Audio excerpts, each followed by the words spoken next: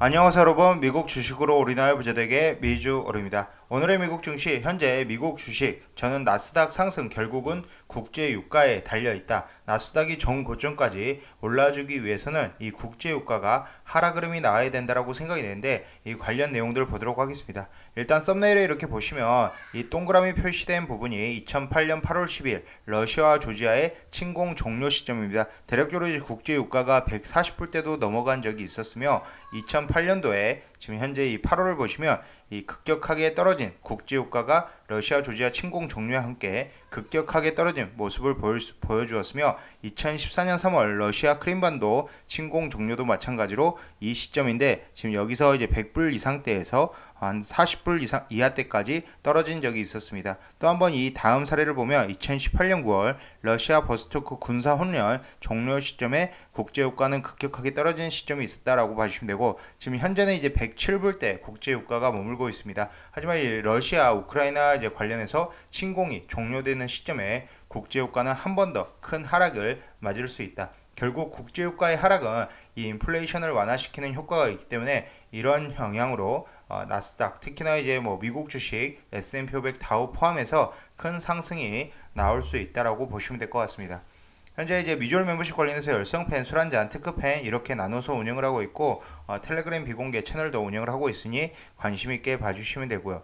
일단은 이제 국제 유가의 흐름이 지금 현재로서는 가장 중요하다. 지금 현재 지금 상태로는 1.59% 상승한 107불대 위치를 하고 있지만, 일단은 130불이라는 피크치를 찍고 내려온 상황에서 일단 국제유가가 크게 오를 영향이 없다라고 봐주시면 될 것 같습니다. 그러면 현재 앞서서 썸네일에서 얘기한 2008년과 2014년 지금 현재 각각의 차트를 보면, 2008년 이 국제유가가 하락한 이후에 나스닥은 계속적으로 이제 큰 상승 흐름이 나왔다라고 봐주시면 되고요. 마찬가지로 2014년 3월 러시아 크림반도 침공 이후에 나스닥 QQQ 기준으로 이렇게 거의 마이너스 9%대의 하락이 있었지만, 그 다음에는 20%가 넘는 상승장을 겪었다라고 봐주시면 되고, 마찬가지로 2018년 말 이 양적 긴축 시행이 되던 시기, 이 시기도 마찬가지로 국제유가의 하락과 동시에 2019년 초부터 해서 큰 상승이 있었다라고 봐주시면 될 것 같습니다.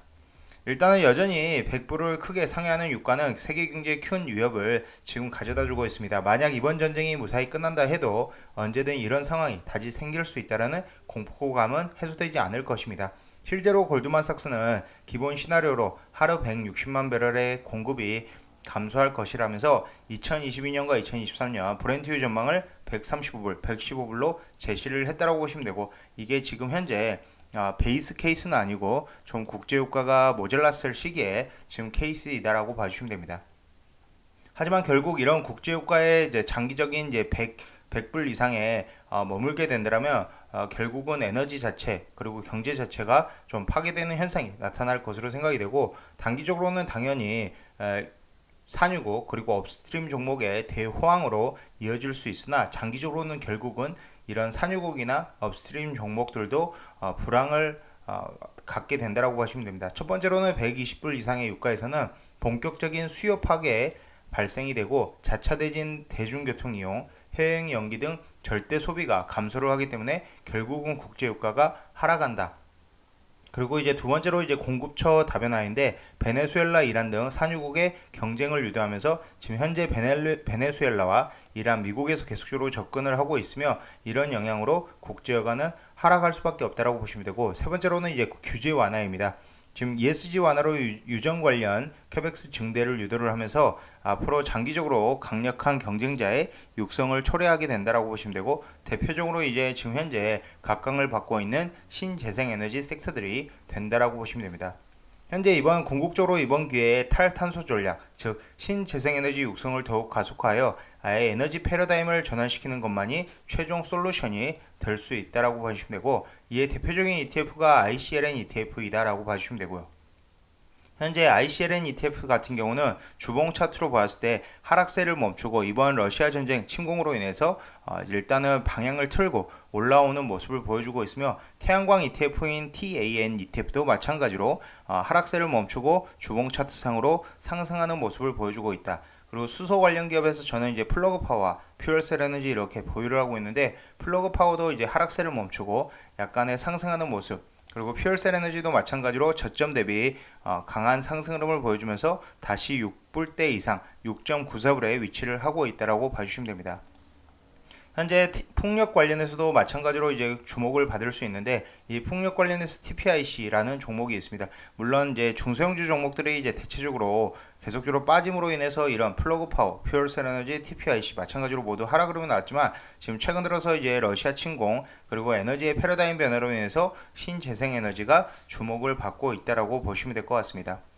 일단은 UAE에서 지금 현재 오펙의 석유 증산 요청을 하면서 국제 유가가 한번 하락 흐름이 나왔고, 휴스턴 석유회사의 이라크 석유장관 석유회에서 이라크 석유장관이 오펙 플러스는 시장 균형을 위해 노력하겠다라고 발언을 했으며, 젤렌스키 지금 현재 우크라이나 나토 가입 안 한다, 합의 준비가 되어 있다라는 영향으로 지난번 큰 상승 흐름이 나왔고, 지금 어제는 다시 하락, 오늘은 다시 상승하는 등 이런 변동성 장세가 지속되고 있다라고 보시면 됩니다. 일단은 이 원자재 지금 인플레이션의 가장 큰 문제이다라고 봐주시면 되고, 이런 원자재들이 이제 고점 대비 하락 흐름이 나왔기 때문에 일단은 어느 정도 증시는 저점을 찍고 지금 올라오는 모습을 보여줄 것으로 생각이 되고, 일단은 애플, 테슬라, 엔비디아, 알파벳만 보더라도 3중 바닥을 지금 만들었다라고 보시면 됩니다. 하지만 여전히 이제 인플레이션 CPI 지수는 높게 나올 것으로 예상이 되고, 특히나 이제 3월 CPI가 더 걱정이 된다. 3월에 이제 전망치가 지금 2월 전망치보다 더 올라가고 있는 상황이다라고 보시면 되고, 역시나 이제 그 원인은 이 국제 유가, 글로벌 원유 시장의 큰 손인 러시아, 거의 사우디아라비아 다음으로 러시아가 이제 원유 수출량 순위가 2위에 차지하고 있기 때문에 굉장히 큰 손이다라고 보시면 되고, 심지어 이제 뭐 UAE, 나이지리아, 이라크, 캐나다보다 이 러시아가 더 많다라고 봐주시면 될 것 같습니다. 하지만 결국 이런 러시아의 빈자리를 메꾸는 것은 이런 신재생에너지 섹터들이 된다. 그렇기 때문에 신재생에너지 섹터에 관심 있게 지켜봐야 되고요. 앞으로 이제 국제 원유는 저는 개인적으로는 100불 이하로 떨어진다라고 생각이 되지만, 일단은 이제 골드만삭스는 시나리오 1번은 2분기의 유가 배럴당 115달러를 가장 높은 확률로 제시를 하고 있다고 보시면 되고, 이 두 번째 시나리오와 세 번째 시나리오는 거의 일어나지 않을 시나리오이다라고 생각이 되고요. 일단 100불 이상으로 유지를 해줄 것으로 생각이 되나, 일단 이제 베네수엘라, 이란 협의에 따라서 국제 유가는 하락 흐름이 나올 수 있다고 보시면 됩니다. 일단 변동성이 큰 이제 종목으로는 국제유가의 하방을 베팅을 할 수 있는 SCO ETF가 있다라고 보시면 되고, 역시나 큰 변동성을 보여주고 있다라고 보시면 되고, 이 SCO ETF 같은 경우는 국제유가 2배 인버스 종목이다라고 봐주시면 될 것 같습니다. 그러면 현재 마지막으로 이 ICLN ETF, iShares 글로벌 클린 에너지 ETF, TAN ETF 관심 있게 봐주시고요. 그리고 수소 관련 기업들도 관심 있게 보시면 되고, 현재 삼성증권 글로벌 레포트에 보면 신재생에너지 섹터 새로 이제 포트폴리오에 들어왔는데, 티커명이 ICLN ETF로 지금 해당이 되고, 리오프닝에서는 코스트코, 디즈니, 그리고 이제 경기 민감주 이제 버크셔의 프로로지스, 배당 관련해서는 코카콜라, 빅테크로는 테슬라, 엔비디아, 그리고 현재 애플, 마이크로소프트, 알파벳, 구글 이런 식으로 포트폴리오를 구성을 하고 있다라고 봐주시면 될 것 같습니다. 지금까지 비주얼 영상 시청해 주셔서 감사드리고요. 앞으로도 비주얼 영상 많은 시청 부탁드리겠으며, 제 영상이 마음에 드시면 많은 좋아요, 구독과 알람 설정 부탁드리겠습니다. 감사합니다. 비주얼이었습니다.